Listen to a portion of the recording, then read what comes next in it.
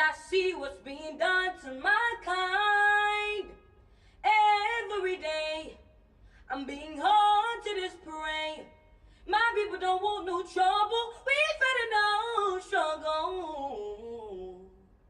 I just wanna live. God protect me. I just wanna live. I just wanna live. This is Revolution Show.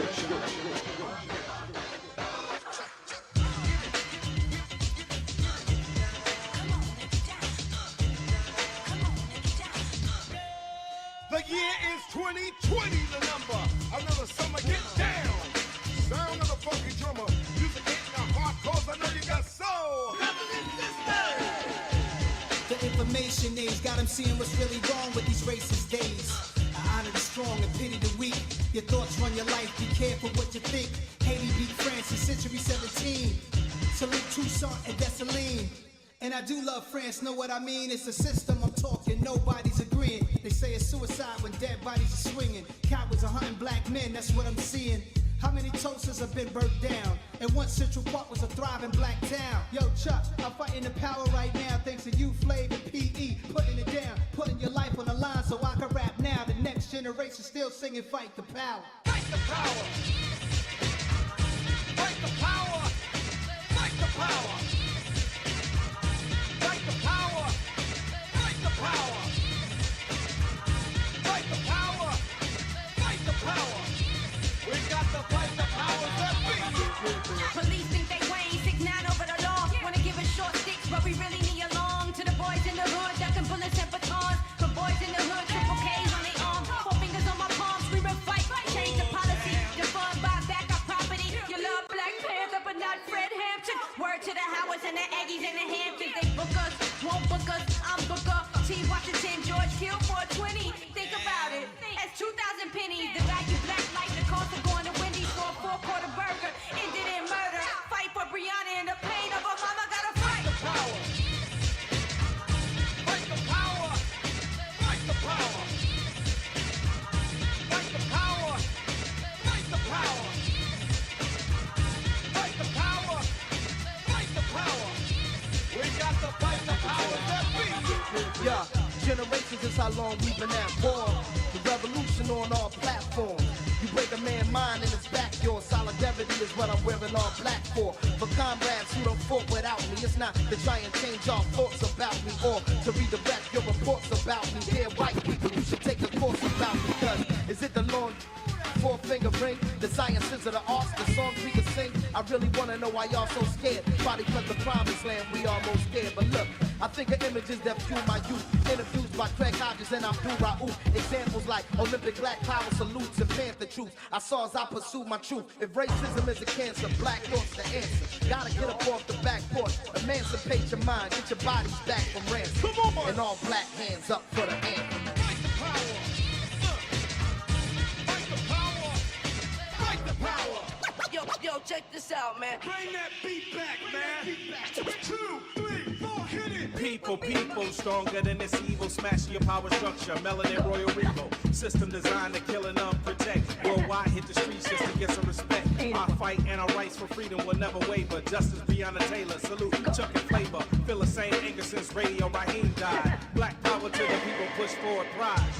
Fighting power like it's an octo. Born to fight, I made it off the block though. Thought he had a gun and he was black, that's the combo. The police killed George having a convo. They killed Malcolm X, they killed Dr. King. They gave us guns and dope, they wanna stop our kings. Trying to erase our history, stop and think. History class ain't tell us about Juneteenth. Cops don't give a damn about a Negro. Pull a trigger, kill a nigga, he's a key, bro. Living life on welfare. The last one who cared was Obamacare, round 12. Nose kinda bloody, gotta keep fighting. Trump through to North Korea, they respect violence. If you ain't trying to have your city on fire, put some respect on our name. We come from gold and diamonds. Fight the power! Fight the power! Fight the power! We got to fight the powers that be.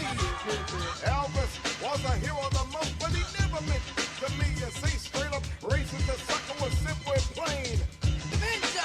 Cause I'm black and I'm proud, I'm ready, I'm hyper, I'm amped. Most to my heroes on the piano stamp. Sam Paul, look back, you look and find nothing but Raymond for 400 years if you check. Don't worry, be happy. Was a number one jam. Then if I said you could slap me right here. Get it. Let's get this party started right. Right on, come on. What we got to say? Power to the people, know the lay. Make everybody see in order to fight the powers that be.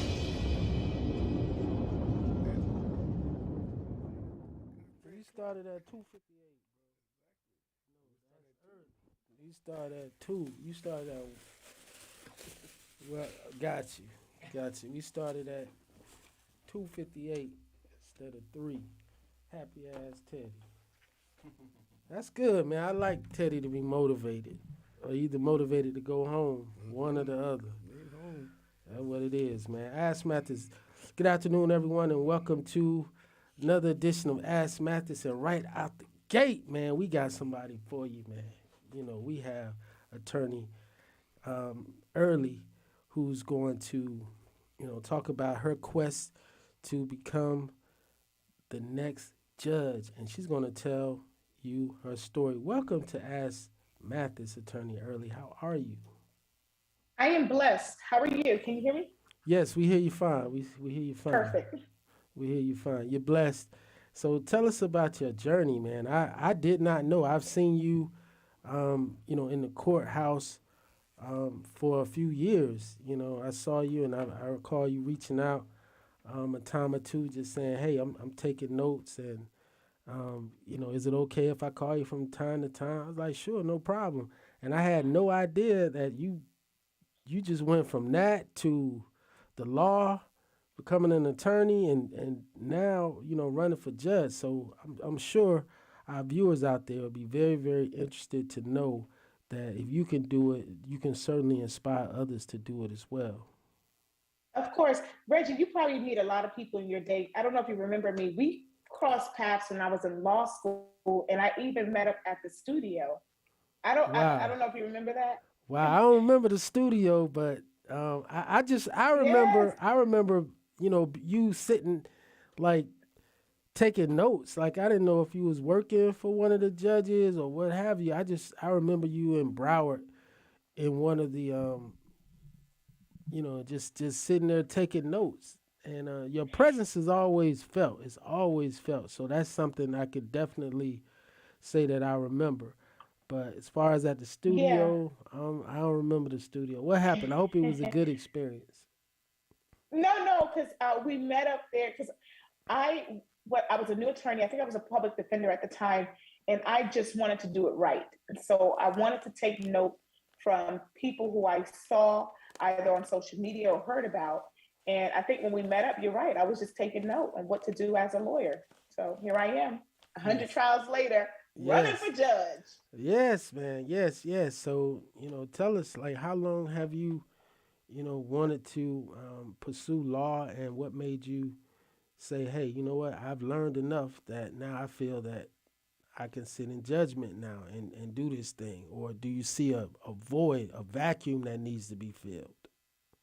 It's a little bit of both. I do have experience. I've only been practicing law for 8 years. However, I've tried over 100 jury and non-jury trials to verdict. So what I lack in years, I certainly make up for it in experience. So even with that, I saw a lack of diversity on the bench. And the crazy thing is, I always heard about the lack of diversity in the criminal justice system. In fact, that was one of the papers I wrote in my final year of law school. But I didn't experience it until I started practicing law. I'm like, where are all the Black females? It's not even a lot of Black female criminal defense attorneys, and that's what I am. So for years, I've been, trying to push people who are more experienced, in my opinion, to run for that seat. And instead of, asking people to do it, I'm going to be that example. So that your girl is running for Broward County Judge, Route 26. That's what it is. Okay. That's what it is. And there's been a little back and forth with your opponent, Judge Cohen, and that's kind of unprecedented because it seems like I don't want to say she's going low, but it seems like she's doing some ad hominem, campaigning versus, campaigning on the issues. I'm going to keep. I'll say this in the great words of our past vice first lady: when they go low, you go high. So we're not gonna play in the mud with the swine. We're gonna stay above all of those tactics. And she's trying because she has nothing left. I've been telling my story of my incarceration for the past 18 years, and I've been an open book. I'm very transparent because I realize that people are inspired by this story. So, of course, in politics, because this is what it is, we have to run as judges. They're desperate, especially when they know that they're fighting a losing battle because the race is already won. Um, I've been telling this story, and she's trying to flip it, dip it. It doesn't matter how she slices it, it's already out there. Anything she knows, I put it out there first. And for those of you who are listening, yes, I was previously incarcerated. I was pregnant at the time, and right after I graduated from college. Shout out to Howard University, HU. The Bisons. Yes. And this is a story of redemption, going from the jailhouse to the courthouse to the bench. Wow. So when you say, like, was it, I guess Judge Corn is trying to put it out there, like you was on some like fraud, or you was on some serious criminal conspiracy, or like you was out there, look into it. Like there's more out there. But you're saying this was just, desperate times call for desperate measures. Desperate measures. Listen, it's real simple. I got arrested for giving out the hookup. You all know, you're working at any fast food establishment, if you're working at the mall and your friends find out where you're working at, what is the first thing they ask for? Can I get the hookup? Right. And so what do? You give them your employee discount. So that's what I was doing. My friends and family members, they knew I was working at a shoe store. I worked on the register because I was fast with the fingers, pop, pop, pop. And, I gave them my employee discounted the items. And that was considered embezzlement, because the definition of embezzlement, for those of you legal buffs, is when you're entrusted with funds and you take away those profits from the corporation. And that's actually what I did. But this was 18 years ago, Reggie. So it was anything over $200 was considered a felony. You know how low $200 is? Listen. Okay. You definitely don't need to convince me, because I've often, told my story. I was an associate at Jordan Marsh, while I was in college. And like you said, throughout law school, I was just trying to figure out how I was going to respond to that question on the bar application. Yep. For your employment history, and why did you leave that job, or what happened at every job. And I'm telling you, it haunted me for a long time. So I had a very, very similar situation. I was working as a cashier at the registrar. Somebody from high school came in almost toward closing time at the end of the night and, looked at me. I looked at him. He had somebody with him that I did not know.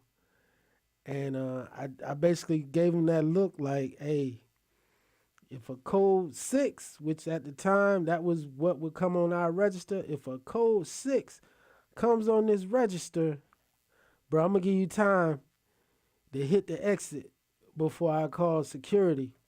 And he just said, like, go ahead, like it's good. So I rang him up, and, I shouldn't have, but I did glance at the name, and it was like Epstein or something. So it was definitely not his name. It was definitely not his name. And I looked at him, and he was like, it's my boss. So I said, okay, and let him go. And about 2 weeks later, I get a call to the front office, and I go to the front office, and it's the store manager, and it's a detective from Coconut Grove PD, looking all Don Johnson, Miami Vices. And I was at an HBCU, And he was talking about, what are they gonna say when they find out you doing this? I said, man, I'm at an HBCU, man. I'm probably gonna get a plaque for standing up, for standing up to the man, for standing up to the man. But when I got home later on that day, after they told me like it's the end of the road for you, and I told my parents, man, my parents had me out of here so fast. They sent me back to Atlanta. They sent me back to Atlanta. So to come in here and look at you crazy as if you know what I mean? That certainly could have been me. Certainly could have been me without question. And I did try to do other dumb stuff too. I tried to you know what I'm saying? I tried to sell drugs. And the drugs that I tried to sell, I bought on I-95 by some random person driving in a Cadillac Dunk Vert. And it was like they knew that I was in the market. I don't know how this happened. Like they knew I was in the market. I pulled over on 95 coming from Daytona. And I pull over on the side of the road and I had a scheme to take over Pompano. I had a plan to take over Pompano. I gave these people $100. I got 10 rocks, and that was the beginning of my plan to be the biggest drug boy in Pompano. It just didn't happen that way because my partner was just like G Money in New Jack City. And when I came to get my bread and get my money, he telling me what the people doing out there for the rocks. He telling me about these women, and he had no money for me. So my drug dealer career ended right there, and it was over. But what if I had been, not successful? But what if that time when I went to purchase it? To purchase crack cocaine, that's a second-degree felony, punishable by 15 years in prison. Mm-hmm. What if, you know what I mean? So I'm not going to sit here and trip and, on you, Attorney Early. I think that's something that, the folks who are out there, especially who are going to see this show, because we are number one on Sundays on Video Mix. So this is going to re-air in all of the jails. In all of the jails, they watch Ask Mathis Sundays at 11. And so this is going to be playing. So what do you have to say to those folks who are locked down right now watching you? Well, shout out first and foremost to all of the jails. I was labeled as the one who cleared out Broward County. Like I said, in the past 8 years, I've tried over 100 trials. In addition to that, I set everything else for trial. I was not a plea girl. I'm going to fight. I don't care if you're caught on camera, we're going to fight this thing out. So I remember I kept getting calls. I'm like, how do you get my number? He's like, oh, such and such from cell block D gave it to me. I'm like, so all the people who are incarcerated want is someone to fight for them. And I'm reminded when I took my oath of office, and remember, I started off as a public defender, and I was the best public defender out there. Because when I took my oath of office and I read that thing again, it said you're innocent until proven guilty, proven by the state of Florida. So I don't care if I fight for you, even if you're found guilty, I'm gonna put you in a better position than where you started from. That's all the people want. They want to make sure you come see them. Don't forget about me. Stop taking these folks' money and not seeing the ones that incarcerated. A shout out to my client, I'll see you tomorrow. But bottom line is, we are not the bottom scum of the earth. And the reason why I became a criminal defense attorney is because, truth be told, I shouldn't have even went to jail. I was in college at the time, I was pregnant, first time offender. I should have gotten the diversion program. Yes. But because my lawyer did not do his job, he didn't say nothing. He stood there like a bag of rocks to the left of me. He didn't do anything. So I said, you know what? When I become a lawyer, I'm gonna be the best lawyer out there. That's how I redeem myself. And that's all I do. That's what it is. That's a beautiful story, of redemption. And just in terms of what you've been able to observe, in the 8 years of practice, as well as the time that you were, in law school and taking notes, what is it that you find as far as the demeanor. What should a judge do? Because oftentimes, we tell clients when they come in, or at least I do, how this thing works. That if we're going to trial, the judge is the referee. Like the judge is not supposed to, be all up in the video and all those things. You know what I mean? Like a judge is supposed to be a neutral arbiter and supposed to, call balls and strikes is what the judge is supposed to do. And they're not really supposed to, get involved. So what is it that you have seen on the bench that you find lacking and that you feel that you're going to fill that void? I find that some of these judges, they're on a power trip. I'm a smart Black young woman. I do consider myself to be highly educated. So when I know the law, I'm confident in relaying that law, but I do it with respect. What I found out is some of these judges, they don't like to be told that they're wrong.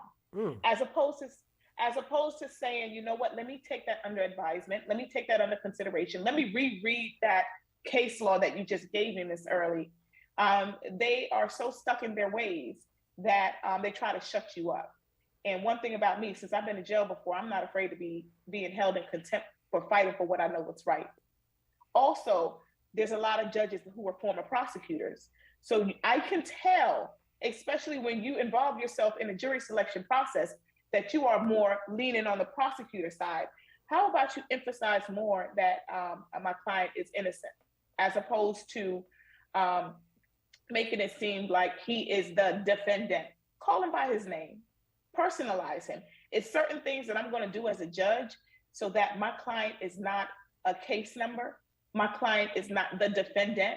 He is Mr. This or Mr. Smith, Mr. John. He is a person, and that person is innocent. We live by the Constitution. Everyone wants to rally around the Second Amendment rights, the First Amendment rights. What about his constitutional rights and he's innocent of proven guilty? That's my main focus. And in order to do that, you have to be a fair judge. You shouldn't be leaning on one side or leaning on the other. And on top of that, you're supposed to be respectful. All this disrespect going on from the bench because you got this black robe. I don't know what it is with this black robe. No, that's definitely the number one, thing that I've found, because there's several judges who either, intern with me or I took them on their first trial, as a former prosecutor. And, when they were just scary little people, afraid to go to trial and all these things. And now you walk in front of their courtroom and it's like they're like Zeus, sitting on Mount Olympus, throwing lightning bolts. And I was saying, like, when this person was a defense attorney, they was begging for pleas all the time. Thank you. Almost crying for pleas, never going to trial. Now all of a sudden, it's like they forget about the practice. And my main thing with these judges is that you act like people made you seek the bench. Nobody made you become a judge. Like, that's something that it should be a lifelong dream. And when you get that position, you should act like I'm living a dream every day. I'm living a dream. But instead, like, folks is like, they mad. It's like, I'm here, but I don't want to be here. And I'm like, yo, this is totally wrong. Like, you should really enjoy this job because no one made you do it. Yeah, and that's the thing. I always say, if you're running for judge, you should be running based on the position of community service. Because remember, it's the people's court. I don't care if it's county, I don't care if it's circuit. It's the people's court for a reason. That's why you're up for re-election every 6 years. So treat those same people that come in your courtroom with respect. Now, granted, there's a time and place for everything. And you're not going to come, you have to respect the court. So if you're not dressed properly, there's a way to relay that message. But I'm telling you, I'm bringing back respect to the bench, experience, because I am highly experienced in my jury trials. In all my cases that I've tried, I only had 2 felony verdicts that, in my opinion, they're up for appeal, that were guilty. Every other case I've tried, not guilty or dismissed right before the jury walked in. So I know what I'm talking about. I know my experience, and you have to be an experienced judge. Most importantly, you got to be respectful. Absolutely. That's what it is. We have attorney Kesia Early who is running for judge, seat 26 in Broward County. Is that county or circuit? That's county. And Okay. I chose to run against this incumbent because, as you all, if you follow me on social media, you know she's labeled as a bully, and essentially she dared someone to unseat her. So her bully tactics are flowing over during this campaign. But again, I'm going to just focus on my experience. And it's imperative that we be educated voters. So make sure you educate yourself on who the candidates are, because I'm not the only seat. So it's just me and her, but there's other seats that are open of sitting judges who are being challenged by other attorneys, because we're tired of asking for you to be respectful. We're tired of you getting on the bench late. You expect us to be there at 8:30, but you don't take the bench till 9. That's disrespectful. Man, I know. If you have 8:30 on my docket, get there at 8:30. I know a judge that has 9 o'clock that, you know, you don't go in there before 10:15. I'm gonna leave it at that, because, you know, once he gets there, he's pretty cool.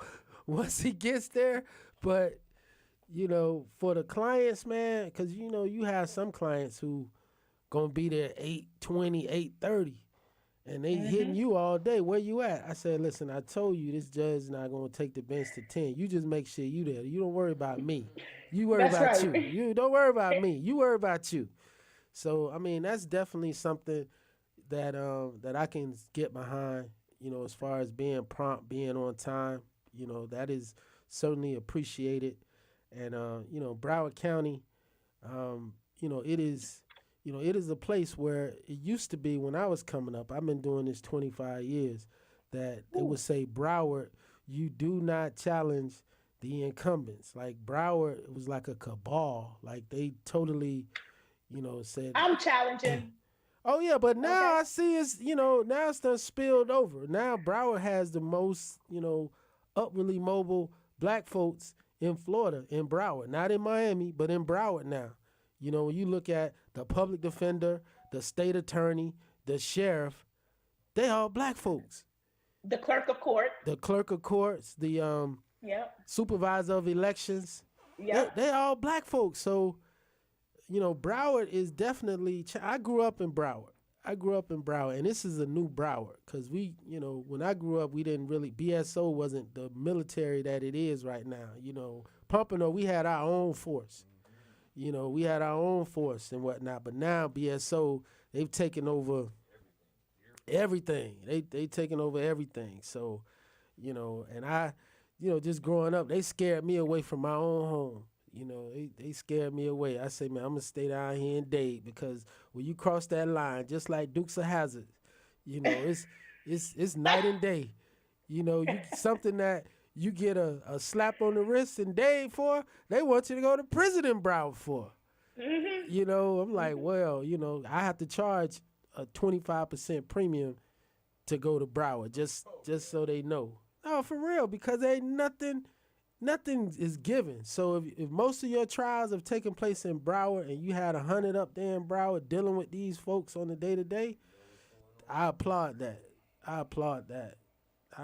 You know what? You're speaking facts, but that goes to the prosecutor's office, because there's so many cases. I had the victim sign a waiver of prosecution. They don't care. She's paying the retainer fee. She clearly said that she's not going forward. There's no witnesses, and they don't drop it until I set it for trial right before the jury walked in. I'm not taking a down charge for a breakdown to a misdemeanor battery. We're going to fight this out. So if you want to be rough and tough, but they make you work for that no props. They do. You know, I had a case back in 2000, representing the teachers, 47 years old at the time. Woman never arrested in her life.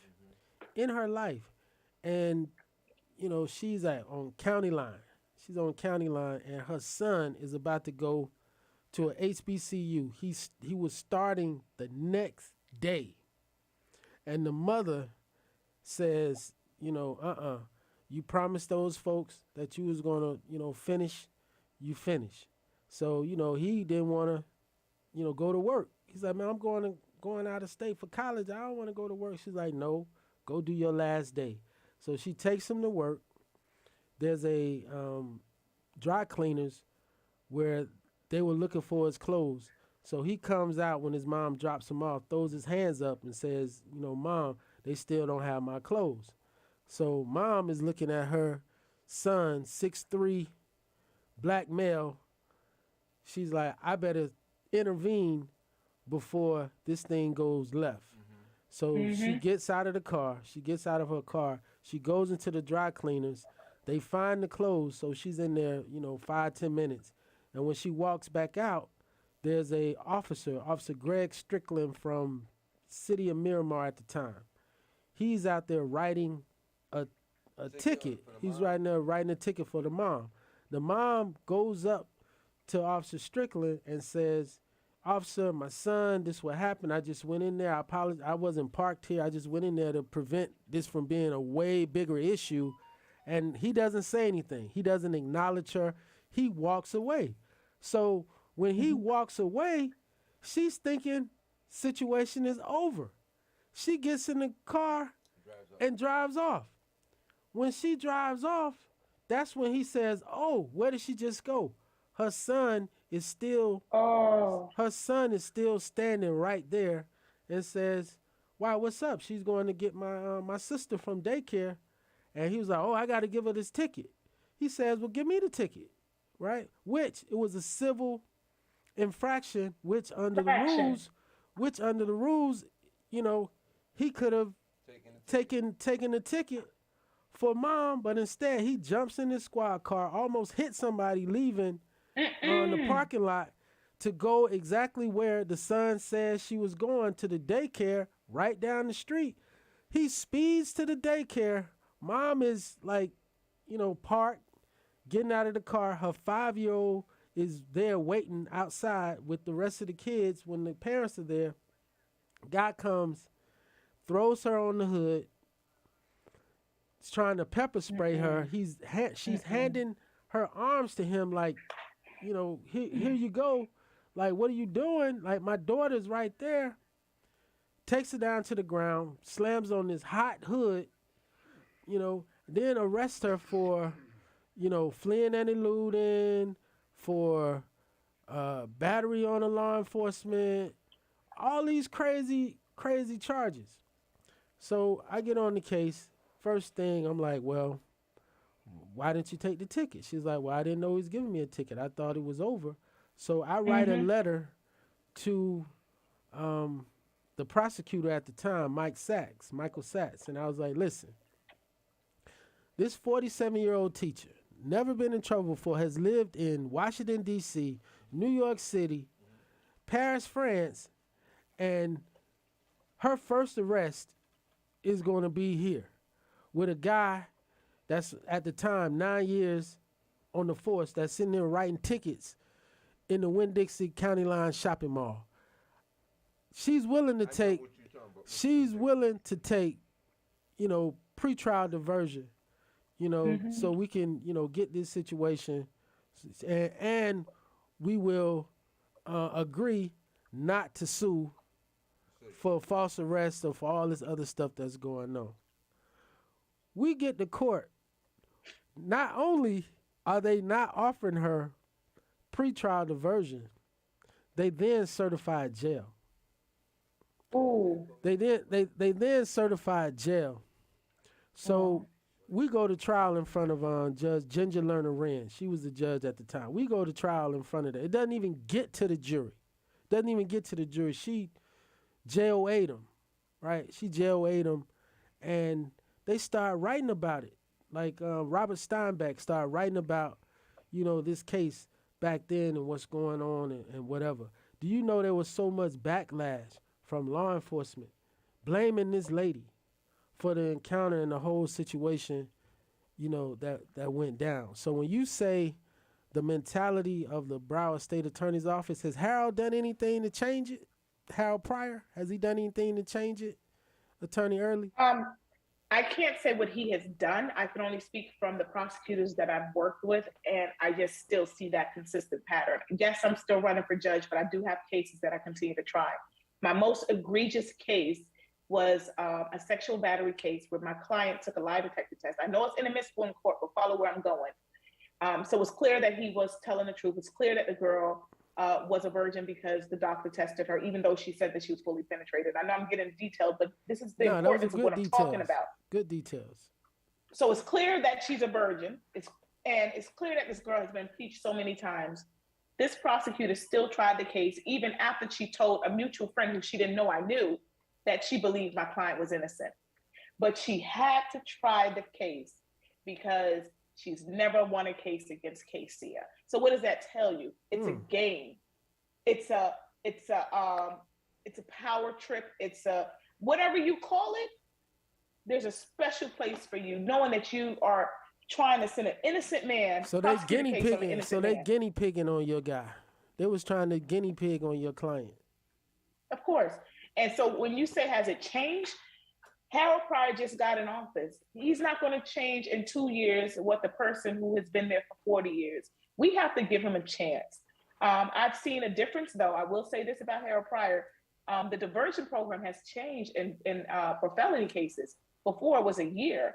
Now you do good the first 6 months. So that's less time you're on this program, which I applaud, because the diversion program is usually for first-time offenders like myself. So he's getting there, but I do not expect these deep-rooted mindsets of some of these prosecutors to change overnight. Right, that's good. So you hope to be in the criminal division, the juvenile division, family division. Like, what are you doing to prepare yourself for any assignment should you win in seat 26? I would like the Chief Justice to keep me in the criminal division because that's where my heart and my experience is. But when I became a private attorney, I have experience in family. I've tried family cases, domestic violence, civil cases, personal injury.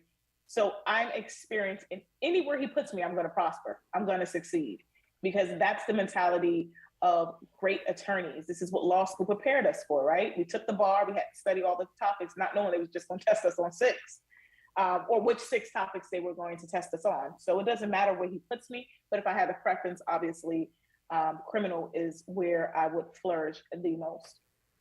And as far as diversity, I mean, you know, it may seem obvious, but it may not be to others. We have a worldwide audience, and, you know, some of our viewers, man, when we talk very specific racial things, you know, they like, huh?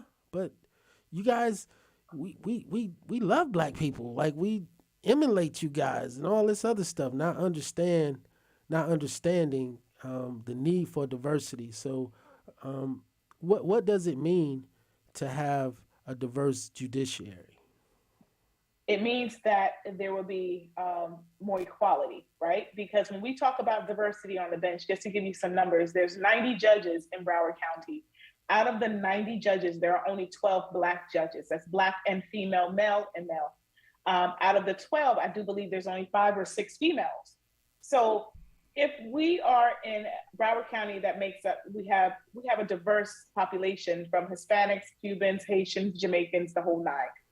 Why there's not even a quarter? So you bring a different perspective. I believe that diversity is not only limited to race, it's limited to sex, it's limited to even the age group, because we cannot despise the youth. I've been on this campaign trail. You don't know how many times I've heard when they look at me at first, they say, "Oh, you're too young to be a judge," and it's more of, it's not a compliment. It's more of, you're too young to be a judge, so I don't think I'll vote for you because I don't know if you have the experience. It's not until I tell them how many cases I've tried. It's not until I tell them that I'm a mother of 4. I've been married for 18 years. It's the melanin, I guess. Right, Black don't cry. Come on. But we can't, young people, we bring a different perspective. You know, as a mother, I bring a different perspective. I have more patience. I'm dealing with 4 young children. So you have to have patience. You don't want someone who's been on the bench and has been there because they've been unopposed and they're just stuck in their ways. Diversity is necessary to bring a different perspective. I grew up in the inner city. Now, I grew up in Liberty City and Alapata and Miami, and I grew up in a broken home. So if someone comes in my courtroom with that same, or even a dialect, that's another thing we're not talking about, because I grew up, like I said, in Alapata, where we used to say, I'm gonna go to the stove, right? All right. So if someone So if someone walks in my courtroom, I don't expect them to change their dialect. That's what makes them different. I'm also Jamaican. So I can't change my dialect because I'm coming into the courtroom. So what does that make me ignorant? No. If I hear you talking like that, that doesn't make you ignorant. That's just your upbringing. So I'm going to have compassion. My goodness. Let me tell you something. Broward County needs me. The courtroom needs me. That the courthouse needs me. The people need me because they're already coming to the courtroom. Like you said, your clients come early because they don't know what to expect. They don't want to be locked up. They're already stressed out. So why are you in the black robe going to add on to their stress? Okay. Definitely. So they need me. Definitely. I see Teddy T is over here getting closer to the mic. He perked up on a couple things you said. So Teddy, go ahead. I just, wanted to find out what was your, how did you knock down the distractions into becoming a lawyer going into the courtroom? Because I think that's the thing that people, when they want to know about this, they need to understand what's the full area that you have to deal with to be able to be focused enough to get to where you've been at. So I'd like for you to give some of our listeners some pointers on that. I'm so glad you asked that because people don't realize it's extra hard to be a lawyer when you are charged with a crime of dishonesty. So first of all, after I got arrested, it took me 7 years to go back to law school because I didn't have any lawyers in my family. My mother never went to college. I didn't know what to do. Can you hear me? Yeah, definitely. Oh, Teddy just okay, said okay. you sound like so a what movie. Happened was, Movie right there. So I waited 7 years, and then I decided to go back to law school because I'm like, I can do this. That happened 7 years ago. So I applied to law school, and they asked you whether you've been arrested. I had to say yes. I had to disclose it. So before I started my first class, the dean told me, he said, Casey, we'll accept you, but there's a possibility that you'll graduate from law school. You're going to incur thousands of dollars worth of debt. You're going to pass the bar and you still won't be sworn in. And I took that challenge. I said, okay, I'm betting on myself because God gave me a promise I was going to be a lawyer, and I held on to those promises. So after I graduated, after I passed the bar, I had to go to the board, and it was a board of 5 people. And for 3 hours, they grilled me. And after the 3 hours, they asked me every question in the book. And a few weeks later, they sent me a letter stating that I was rehabilitated and I basically was worthy to be sworn in, disregarding my past indiscretion. So trust me, it was hard. And then after I got sworn in, when I go to law firms, I didn't expunge it off my record. So it still will come up in an extensive background check. So you know what? That's my story. But you got to keep grinding. You can't keep blaming. I could have blamed my dad for leaving me. I could have blamed my mom for raising me as a single parent. I could have blamed the inner city. I could have blamed my arrest. But I had a goal, and that goal was to be a lawyer by any means necessary. So it's hard work. And what was like the motivation for your friends, your environment? Because you're coming from Liberty City. Like Reggie came from Pompano, but he came from a good home. So he had that. You coming from a broken situation in Liberty City. Your friends are there. Like, what was that element? Did you had to stop dealing with them? What was that like? Well, my mother knew that I always wanted to be a lawyer. So at the age of 14, she allowed me to move from the Allapattah neighborhood up to DC to live with my aunt. So she kind of took me out of that environment. But while I was in that environment, there was nothing to look up to. All my older sisters, they were already pregnant by the age of 16. I thought I was next because, it was bleak. But I thank God that my mother kind of pulled me out of that situation. But I came back to Florida because I felt like, I was blessed in a sense, out of my mother children, why me? And she saw the determination that I did want to be into law. So you have to, even though I moved out of the hood, I will say this is how I got into that arrest. I was out of the hood, but that hood mentality was still in my head. So I always had a problem with, the 5-finger discount and it caught up with me. You know what I'm saying? So you have to change your mentality because you can move out of the inner city and still have that hood mentality.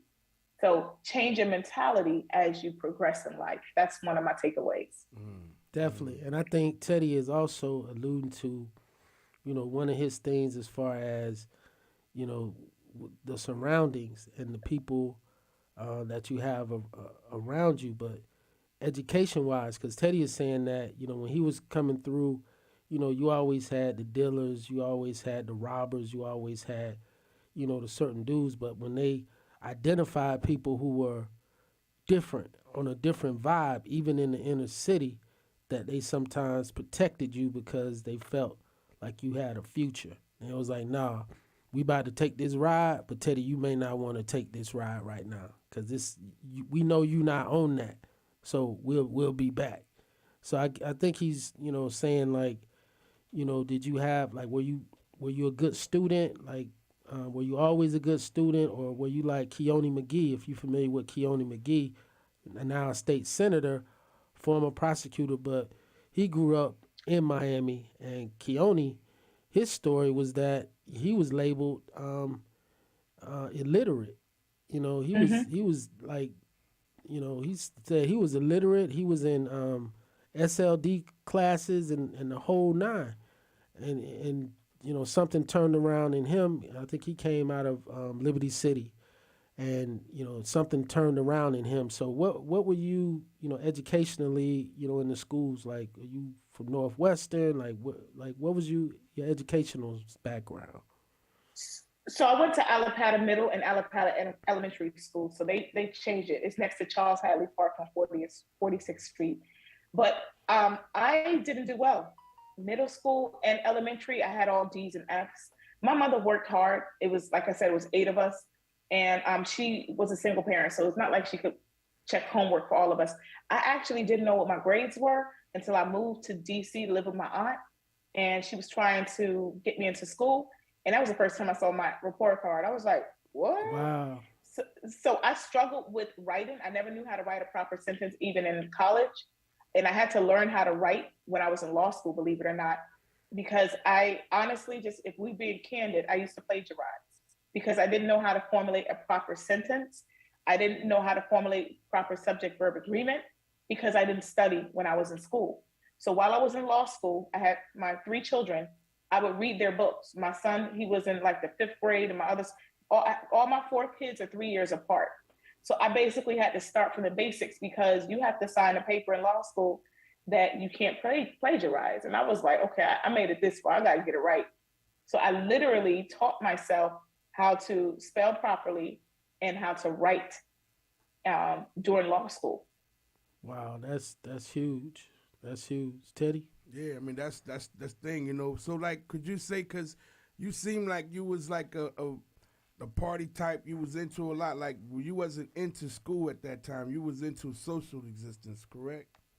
Well, elementary and middle, that was just me being a class clown. Right. But when I went to Howard, I did study and I partied harder, okay? Yeah, I got enough partying in them 4 years for a lifetime, you hear me? But I like I said, it takes me 2 times to read something to get it versus someone just skimming it. So I learned a little slower. And that's because I didn't have the basic building blocks in elementary. And that's the problem with the inner city. They don't have good teachers. They don't have proper books. So if you miss those fundamental ages and they don't get the proper resources, it sets them up for failure. But of course, we know this. And what are our local politicians doing about it? So I'm always giving back to my old neighborhood, and I'm always doing a lot of community service. I was named Broward County Mentor of the Year because as busy as a lawyer I am and still being a judicial candidate, I'm always going to give back to my community because they've given me so much in return. That's what's up, man. We have a candidate for seat 26, county court judge in Broward County, Attorney Cassia Early. And, if you aren't moved by her story, I don't know what could move you. It's definitely a moving story. And when is the election, and how can people support your campaign, and what can they do? If you don't remember anything else, if you are in Broward County, tell a friend, tell another friend, tell everyone. My last name is Early. So tell everyone, vote early for Early. When you see that ballot, look for Early, fill it in. Make sure you are registered to vote. Make sure you vote early ballot. What's that called? Absentee ballot. Make sure you vote because This is the change that is necessary on the bench. You can Google my name. You can go to my official website. My name is Casey Early. And I'm pretty sure if you all are incarcerated, whoever's there, just mention my name. There's nothing bad that they can say about me. Casey Early, there's nothing, because I fight for my clients, so make sure you spread the word. That's it. That's what it is. Newkirk? No, I mean, she's excellent. I'm going to vote for her. Yeah, Newkirk lives in Broward. I live That's in right. Broward. Teddy lives in Broward. Teddy lives in Broward. I'm going to definitely When is vote. the actual date of vote? That's what I got to know. August 23rd, 2022. And y'all make sure y'all come through to the watch night. We're going to be at Smitty's on Sistrum. See, I'm back in the hood. Hey, I'll be at All right. Smitty's tonight. That's all right. We got that in common. Okay. Yeah. That's it. The battle is already won. And when you see my billboards and signs throughout Broward, make sure you take a picture and tag me, Casey Early for Judge, okay? That's Yeah, what it can is. see it. That's what Definitely. it is. Thank you. Could you think that you could be available for a couple? Like, I'd like for people to be able to meet you. If we could set up a couple situations in Broward. Reggie, give him my cell number. Yeah. I don't turn I'll down give an it to you. invitation. I That's don't care what- if it's one or two people. People need to I know don't turn down you, an like, invitation. They need to know about you. That's Teddy the has thing. something going on almost every day throughout Broward. He has something in Pompano. He got something on Sistrunk. He got something in Margate. At O'Hara, O'Malley's. He has stuff going on. Throughout Broward County, and Teddy definitely is lighting up over here. I don't know, what kind of waves you giving off, but Teddy over here blushing and Quiet, ain't he? and all Quiet. that. I'm Ted like, is bro, I never ain't this even know. quiet. I ain't even Ted know is you never can this blush, quiet. man. Teddy over here blushing. The lady said she married 18 years. I Teddy. left him speechless. Okay. Just to know that there are women like you out there that have overcome adversity. It's like, I think a lot of young girls, based off of their environment and the way they come up, they feel like they can't do certain things. They got to be a certain way. But, you turn a negative to a positive. And, like, I'm the same way. I couldn't spell in high school. You know what I mean? So when I was out reading books, I had to learn how to spell. I don't know how to write sentences, all that type of stuff. So you have to, if you're going to be professional, you got to put yourself back into the element to learn these things. You know what I mean? And people got to hear that. They got to hear whatever you don't have, you still got to get. You can't leave it. You know what I mean? If you're going to move to that next level. So that's why I'm glad you're saying, and I think you're a great inspiration for a lot of young black women out there. A lot of young women, period. Yeah, everybody. Yeah, and let me just say Everybody. this last thing. I always say, when you're transparent and what comes from the heart goes to the heart. It takes too much energy being fake or pretending you're someone else. So that's why what you see is what you get. This is me across the board. Just because I'm a lawyer doesn't mean I have to be serious and just act like I'm this bigger person. No, I'm still that girl who grew up in the inner city, and this is my personality that God has blessed me with, to tell my story without the shame. So yeah, I didn't know how to read. Yeah, I didn't know how to write, but I did it. And that's the story to inspire others. Yeah, I can only imagine how law school was for you, because law school was such and I was, gifted my whole year, my whole school career, and going to law school was still like a whole nother planet, like just the volume of and how you had to grasp the new information. So having to relearn the fundamentals and the basics, I mean, I can't even imagine that. I mean, one of my best friends who's now a judge, coincidentally, almost, was kicked out of law school for writing. And, he really had to commit to, teaching himself and going to, they had a writing lab so that he could petition and get back into law school. He had to show his commitment, because they just said, hey, law school's not for you. And yeah, he that almost happened to me. I had to take a writing class, of course, and had I not passed that, it was like a tutoring course. That was like a one last shot to get yourself perfect in writing. If not, yeah, I would have been in the same boat. So I 3 o'clock every morning. And remember, I went to law school with 3 children at the time, and I was working a Wow. full-time job. Wow. So, believe it when she says, she's ready, and she's coming to the bench, with her experiences, which, be necessary in a diverse county like Broward, but it is not reflected in their judiciary, how diverse the county is, because, you got some folks, sitting there on the bench, and it's like, they out of a Huckleberry Finn novel, sitting up in there, and it's just like, these brothers and sisters don't have a chance, these brothers and sisters don't have a chance, with some of these folks, and so we really appreciate you and thank you so much for this, and Thank we're you gonna for, make no, I just sure. want to say thank you for running and looking out there for our, people out there, period. Yeah, so y'all Thank make you. sure, it costs to run, and going to all these places, gas is where it is. So y'all make sure y'all contribute. So I make sure, I get my donation in there, and the max is still 500, right, for the bench, or has it gone up? Excuse me, it's 1,000 max. Thank you Oh, very they've much. taken it up. See, even inflation on the judiciary, used So to be for able those of to. you, I'll leave this. For those of you, my first and last name is my official website. So KCAYSIA, last name Early, EARLEY. But in addition to the donation, that's where my story, remember I said I'm transparent. So my whole story about my jail incarceration experience, it's on my official website. So no one could say I was not being honest with the voters. There we go. There we go. Thank you so much. Enjoy the rest of your day. Good luck in the campaign, and I'm going to give Teddy your number. Thank you very much. All And right. thank you for those wonderful questions, co-host. Thank you.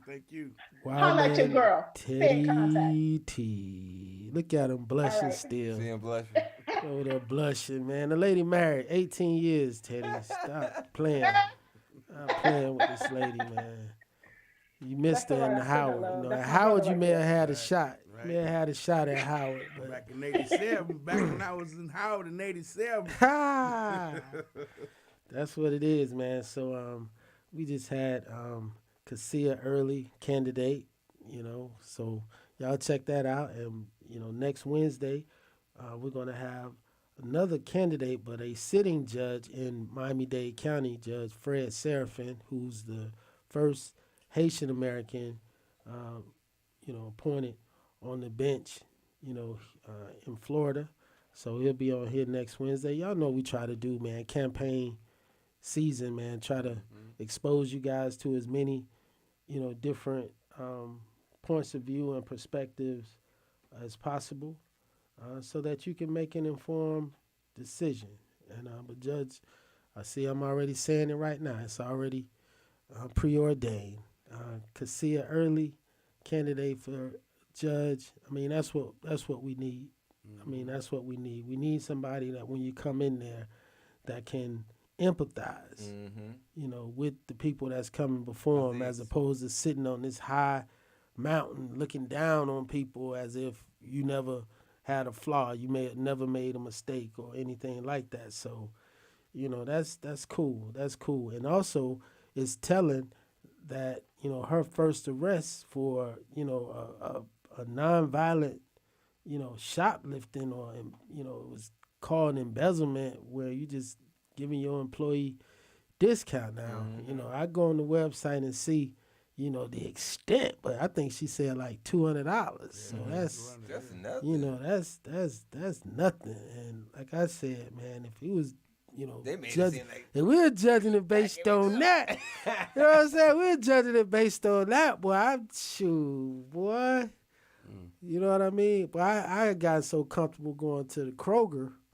You know what I'm saying? I was grilling big porterhouses and T-bones like every day, going in there buying a baked potato and maybe even some A1 sauce and having the T-bone in my pants.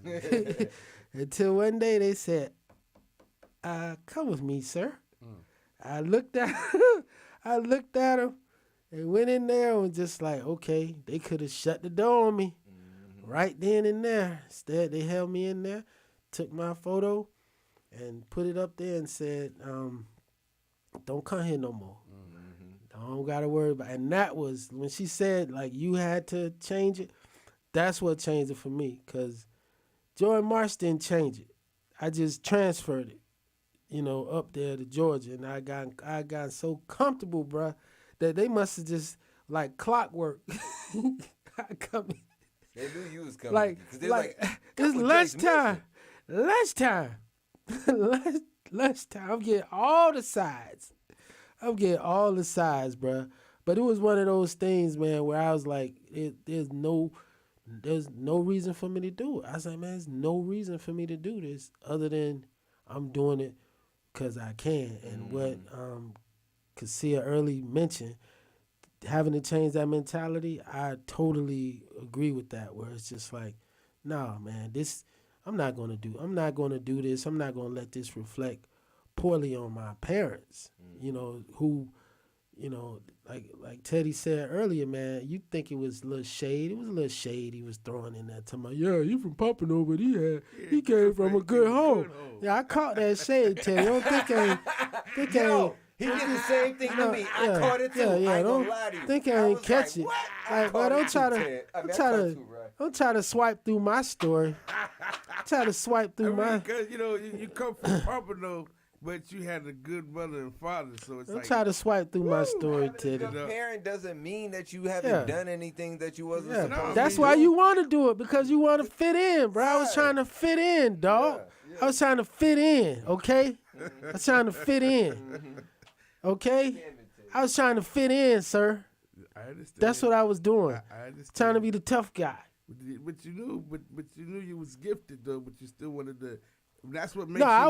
Folks who knew me from the school, my teachers hated it because we hang out in the hallways and I'm with all my folks and I'm the last one to go to class because I don't want to see me going. And my teachers just be sitting outside, waiting on me as I'm around here doing all this stuff. And then I come walk in their classroom, but ain't no black people in there. I'm just like, it's like, yeah, you're acting all black when you're out there. You're acting all black when we're out here. No, they couldn't. They couldn't even say that back then. But that's how they looking at me. Yeah. That's how they looking at me. Let's talk about this Renaissance. Right. As a matter of fact, you're gonna lead the discussion, Reggie. On the Renaissance. Come out there on that, man. Because I'm telling you, bro, I tried to do what I could not to act like I cared about school, because that school wasn't cool.